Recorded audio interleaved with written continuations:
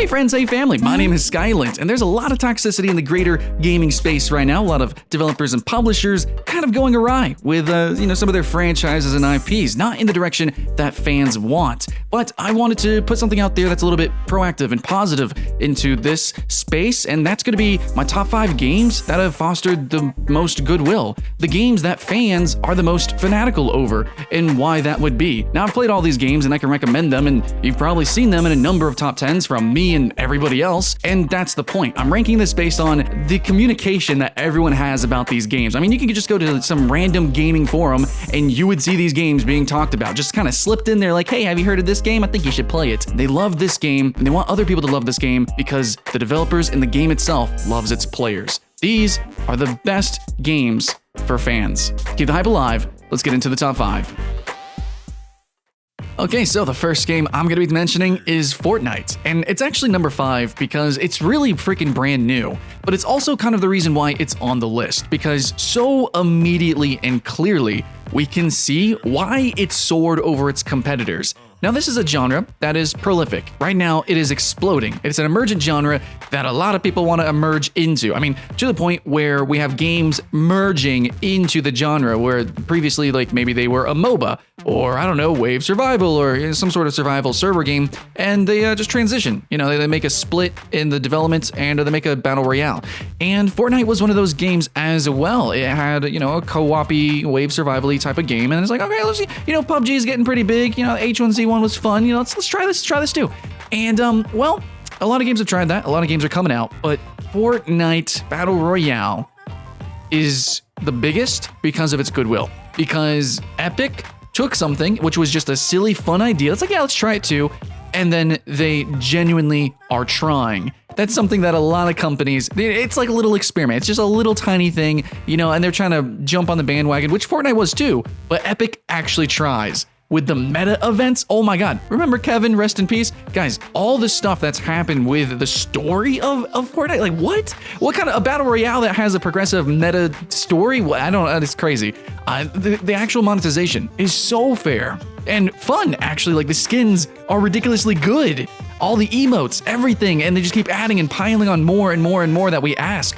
All the balance updates, which happen so rapidly, and that's what I'm talking about, is like, I've never seen a game evolve so quickly. I mean, even with Epic's other games, that wasn't the case. Fortnite's something special, Epic knows it, and Epic is right there with us, running into the distance, into that broad horizon, whatever Fortnite could be, and it is so freaking exciting. So, in such an emergent genre, the game that is emerging the most quickly, hastily, but with such polish, is Fortnite. Alright, next up, we have Guild Wars 2. Now, this is an MMO right proper, but I think it's really cool that Guild Wars 2 is kind of comfortable for not just giant guilds. Anybody can play this game, any group can play this game, and there's a lot of different ways to play it. In fact, I consider Guild Wars 2 the truest theme park.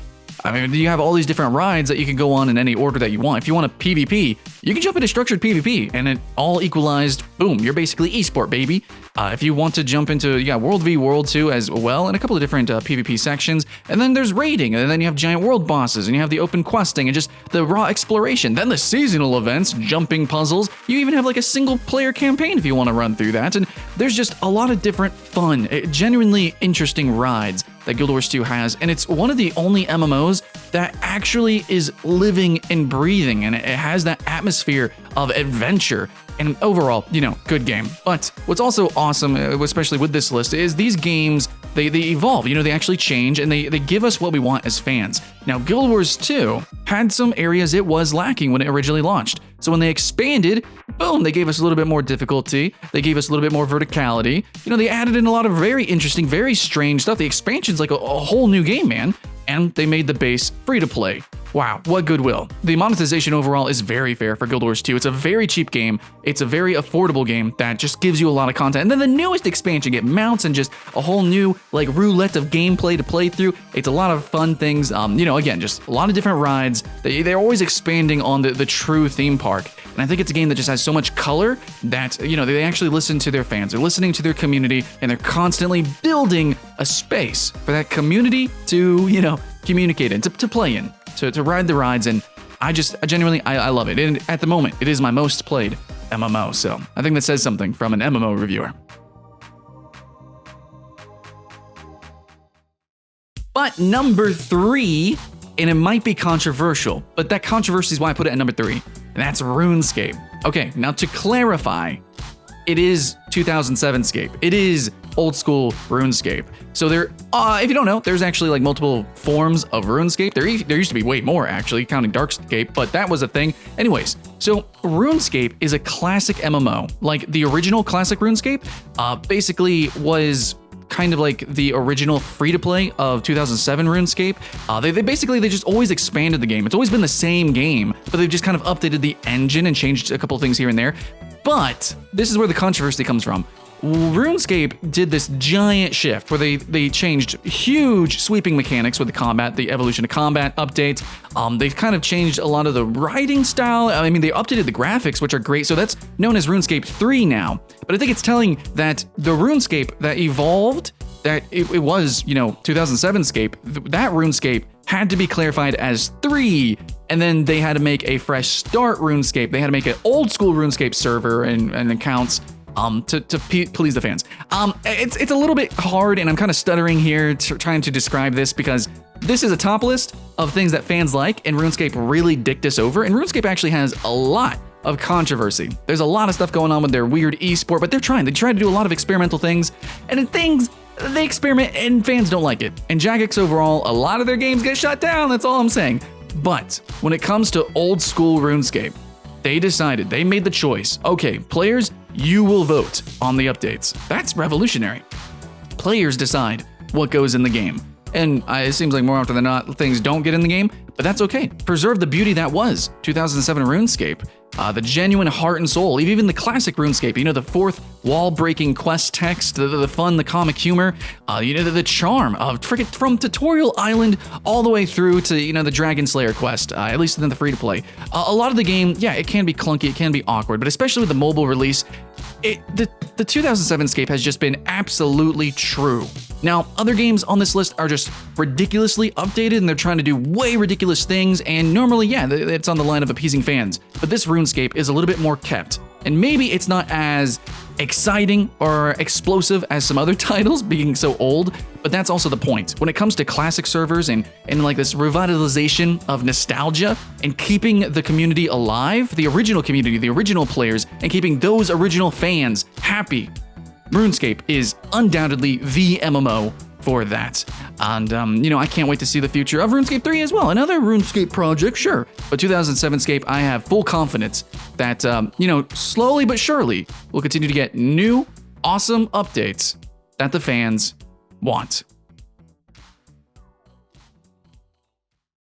All right, number 2, we got Warframe. Now, I'm pretty sure people are going to click on this video and be like, Warframe better be on this list before they even watch it. Yeah, Warframe's on the list, guys, at number 2. So Warframe, actually, I gotta admit, it's got some ups and downs. There's some things that the players don't like, and there's some things that I think that the players don't realize they don't like. Such as crafting timers and limited loadout slots, but, that's just a thing that we have to get over because other than a few things that they do get away with, they get away with it because they add in so much free stuff. They give us so much. I mean, it's insane. Really, Warframe, all it had to be, all it needed to be, was just a grind fest. It could have been just, procedural dungeons, jump in, and do wave survival or something. Like, they could have just slapped that down. But they keep doing just a lot of weird experimental stuff, which the fans don't ask for. That is true, so maybe that is kind of a double-edged sword there. But they are always adding on to the game. And maybe they don't update core mechanics and balances fast enough. But frankly, nobody can say that Warframe isn't being updated. They're always giving us new toys. They're always giving us new boxes or new areas to play, new guns to play with. It's a toy box, right? So they're giving us lots of new stuff to do all the time. And generally, the fans do like it. Now, I think it could be better. That's why it's not number 1. But Warframe is just a really fun game that looks great, plays great on most things, everything basically. Freaking going on the Switch, man. I'm expecting a Warframe mobile coming out maybe next year. Who knows? But this is a game that, you know, for free to play, it's just like, whoa, you know, compared to its competitors as well. While Borderlands is a fantastic, you know, looter shooter, and Destiny's like, it's Destiny. Dude, directly comparing with Destiny, it's like, oh my God, Warframe, this is different, this is special, this is new, it plays so fast. What a power fantasy, how ridiculous. What other powers can we play with? What other fantasies can we fantasize about in Warframe? Oh, freaking literal space pirates coming to the game. We got open world sections now, fighting giant kaiju alien bosses. What the fuckle, man, it's crazy. Warframe is like, just, it's crazy, it's actually crazy. I think it gives us a lot, and fans don't ask for it, and I think it's because fans just like, you don't know, man. You do like what's gonna happen next with Warframe? You know, we're gonna get skis and a hoverboard. Oh, actually, we're getting hoverboards. Anyways, so Warframe is just a ridiculous game that fans are just along for the ride. And you know, there's some other games that try stuff like that. You know, Guild Wars 2 is to an extent kind of like that, but Warframe just takes it up to an insane notch. And they do go back and they do refine their gameplay. And generally, you know, they are trying to make a really well done game. And while there are some issues with monetization, I do have, it's really good. Like, especially compared to Destiny, you know what I'm saying? Compared to competitors, Warframe is a very different and interesting and strange game that fans are just consistently hungry for, and they're always feeding us, and it feels great. And finally, the number one I'm putting here, even though this is actually the game that I've played the least on the list, and that's Path of Exile. So I'm just gonna flat out admit, my experience with Path of Exile is very vanilla. Like, literally, I played the vanilla story, and yeah, I played a little bit of like the first expansion, and that was it. That was my, you know, I won and done it. But you should know that games like Path of Exile, they don't really play like that. Diablo and maybe like something like Monster Hunter, those kind of action RPGs, it's really more about just consistently, you know, replaying, becoming more efficient, trying out different builds and playstyles. And Path of Exile is the game that has the most build diversity and the most complexity and the most insanity with that. It's also got an ever expanding straight up linear campaign it's pretty good. I mean, you can one and done it. It's great, you know. But if you're a fan and you're really gonna play this game, which is not the way I play it, but the way everyone describes it, and you know, this whole genre, which I'm trying to get into. By the way, I will be streaming Path of Exile here pretty soon. But the way they describe it, man, Path of Exile is just, it hyper focuses. So yeah, maybe some games we could talk about. You know, they try lots of different experimental things. They do lots of weird things. But Path of Exile, in a list about games for fans, the way fans play and love Path of Exile just does that. No, we're not gonna get hoverboards, maybe, but like they grind it so hard. Grinding gear games, they just straight up, you know, okay, new expansion, new builds. We're gonna focus on the, you know, lots of build diversity. We're gonna focus on giving you the challenges. We're gonna focus on, you know, giving you interesting leagues and interesting competitive PvE environment. Which Path of Exile was the very first game I ever realized. Whoa! A PvE game could be competitive. Huh? What leagues? What's this? And I know other games have done it and are doing it now. Like, freaking like speedrunning in World of Warcraft is insane.